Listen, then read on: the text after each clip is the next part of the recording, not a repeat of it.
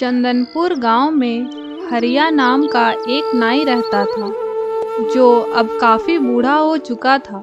हरिया हर रोज की तरह आज भी अपनी दुकान खोलने जा रहा होता है। हरिया के दो बेटे थे, सागर और पंकज। अरे सुनो, मेरा खाना जल्दी से दे दो। आज खेतों में काफ़ी काम है और हो सके तो मुझे शाम भी हो सकती है लौटने में। अभी लाई, लेकिन पहले खाना तो खा लीजिए। हाँ हाँ, जल्दी से खाना परोस दो। सागर किसान था, वहीं दूसरी तरफ पंकज दिन भर अपने दोस्तों के साथ बैठकर गप्पे लड़ाता था। सागर दिन भर खेतों में काम करता था और अपना परिवार संभालता था। एक दिन की बात है, हरिया की तबीयत अचानक खराब हो जाती है और तभी पंकज मन ही मन सोचता है, अब तो पिताजी की दुकान मैं ही संभालूंगा। मुझे ज़्यादा मेहनत करने की आवश्यकता भी नहीं होगी। सुनो बेटा, अब मेरे जाने का समय हो गया है। तुम दोनों के लिए मैंने थोड़े पैसे जमींदार के पास रखे हैं और उससे अपना कुछ व्यवसाय शुरू कर लेना। यह कहते ही हरिया का देहांत हो जाता है और कुछ दिन बाद। अरे पंकज, कहाँ जा रहे हो? और यह चाबी तो पिताजी की दुकान की है ना? हाँ, तो अब से वह दुकान मैं ही संभालूंगा। तुम जाओ अपना खेती बाड़ी कर। दोनों आपस में बहस करने लगते हैं। अंत में सागर अपना फावड़ा उठाकर अपने खेतों की ओर चल देता है। खेतों में काम करते करते अचानक सागर को ख्याल आता है कि अरे, पिताजी ने जमींदार के पास जो पैसे रखे थे, क्यों ना मैं उससे अपने हिस्से का पैसा लेकर अपना अनाज का व्यवसाय शुरू कर दूं? तभी सागर जमींदार के पास पैसे मांगने चला जाता है। अरे आओ सागर, कहो कैसे आना हुआ? जमींदार साहब, वो पिताजी ने आपके पास कुछ पैसे रखे थे, तो वही मैं आपसे मांगने आया हूँ। तभी जमींदार बोलता है, हाँ, लेकिन उसमें तो तुम दोनों भाइयों का हिस्सा है ना? हाँ जमींदार साहब, हिस्सा तो हम दोनों का है। जमींदार दूसरे दिन दोनों भाइयों को साथ बुलाता है। वहीं दूसरी तरफ पंकज दुकान की चाबी लिए आज थोड़ा आराम कर लेता हूँ, काम तो होता रहेगा। अब कल से दुकान शुरू करूँगा। पंकज अपने दोस्तों से गप्पे लड़ाने में शामिल हो जाता है और घर आते ही सागर उससे कहता है, अरे पंकज सुनो, मैं जमींदार के पास गया था। हाँ, तो तुम कहीं भी जाओ, मुझे उससे क्या। कहीं तुम दुकान की बात तो करने नहीं गए थे? कुछ भी कर लो, दुकान तो मैं ही संभालूंगा। तभी सागर पंकज से बोलता है, अरे नहीं नहीं भाई, वो पिताजी ने कुछ पैसे रखे थे ना जमींदार के पास, तो मैं वही लेने गया था। तो जमींदार ने कल दोनों को बुलाया है। पैसों का नाम सुनते ही पंकज बोलता है, हाँ, वो तो मैं जमींदार के पास जाने ही वाला था। अच्छा हुआ तुमने बता दिया। दूसरे दिन दोनों जमींदार के पास चले जाते हैं और दोनों अपना बराबर बराबर हिस्सा लेकर वापस घर आते हैं। सागर अपनी पत्नी से बोलता है, देखो, पिताजी ने हमारे लिए जो पैसे रखे थे, उसमें से मैंने अपना हिस्सा तो ले आया और हमारे पास कुछ पैसे पहले से भी हैं। तो मैं सोच रहा था कि क्यों ना अपना अनाज का दुकान खोल लिया जाए। हाँ, लेकिन पंकज का क्या? उसे तो अपने दोस्तों से मिलकर गप्पे लड़ाने से फुर्सत नहीं मिलता।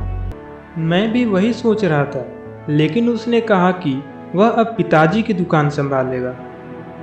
ठीक है, उसे संभालने दीजिए। दूसरे दिन जब पंकज अपनी पिताजी की दुकान खोलने जा रहा होता है, तब वहाँ कोई और अपनी दुकान लगाए बैठा था। तभी पंकज उस व्यक्ति से बोलता है, अरे, मेरी दुकान कहाँ गई और तुम कहाँ मेरी दुकान पर आकर अपनी दुकान लगाकर बैठ गए भाई? तभी दुकानदार बोलता है, क्यों भाई, तुम्हें पता नहीं तुम्हारे पिताजी ने यह दुकान मुझे बेच दी है? पता नहीं बिना कुछ जाने लोग कुछ भी बोल पड़ते हैं। यह देखो दुकान के कागज। तभी पंकज गुस्से में घर चला जाता है और सागर से बोलता है। अरे ओ चलो, मुझे मेरे पैसे वापस करो। क्या? कौन से पैसे? और यह तुम किस तरीके से बात कर रहे हो? तभी पंकज सागर को सारी बातें बताता है।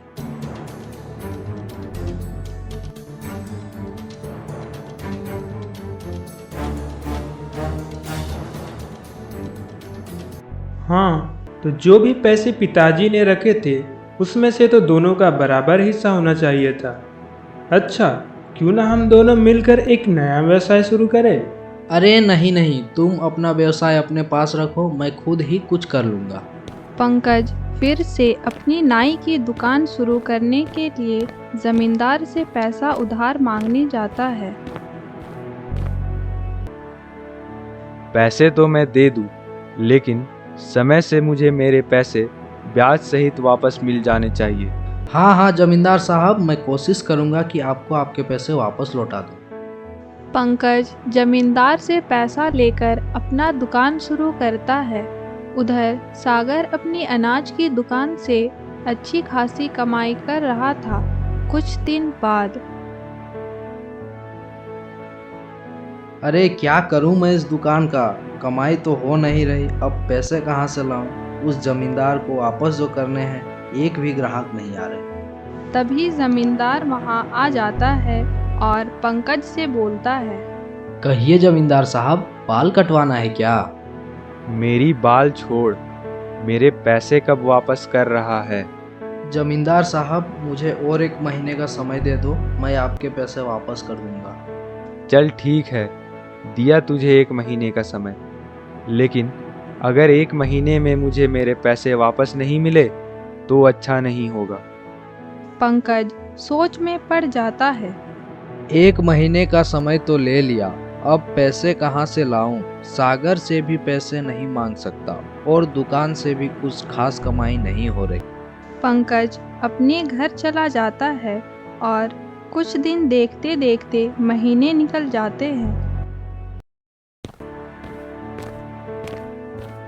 कहो जमींदार साहब, कैसे याद करना हुआ? कुछ नहीं सुरेश, बस ये पंकज के बच्चे ने नाक में दम कर रखा है। अरे नाक में दम? ऐसा क्या कर दिया उसने? अरे पैसे लेने वक्त तो ले लेता है, लेकिन वापस करने कहो तो बहाने बनाने लगता है। बस इतनी सी बात? आप कहो तो आपके पैसे चुटकी में मांग लाता हूँ। तभी जमींदार बोलता है। नहीं नहीं, तुम्हें कुछ करने की जरूरत नहीं है, बस उससे पैसे मांग कर ले आओ। और अगर फिर से बहाने बनाए तो?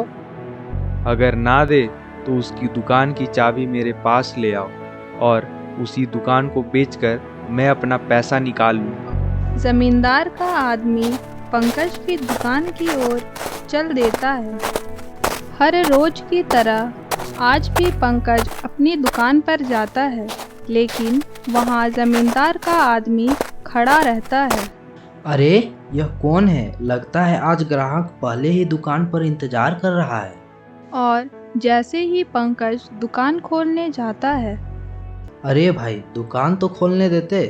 तभी वह बताता है कि वह जमींदार का आदमी है और जमींदार ने पैसा लाने को कहा है, वरना दुकान बेचकर पैसे वसूल करने को कहा है। भाई पैसे तो नहीं है अभी, कुछ दिन और रुकने को बोलना, ठीक है? जैसे ही पंकज यह बोलता है, जमींदार का आदमी उससे दुकान की चाबी लेकर वहां से चला जाता है और पंकज उदास होकर वहां बैठ जाता है और सोचने लगता है। अब मैं क्या करूं? पैसे भी नहीं हैं और दुकान भी नहीं है।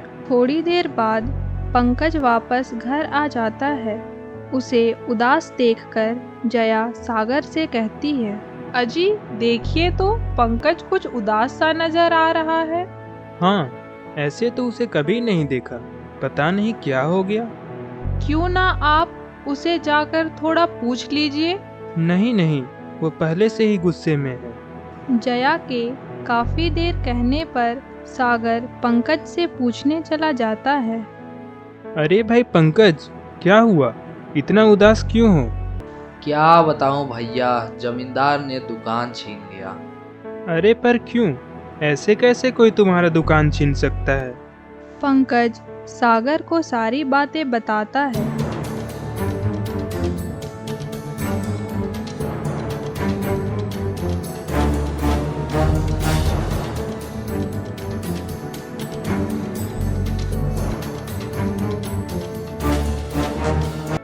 और तभी सागर बोलता है।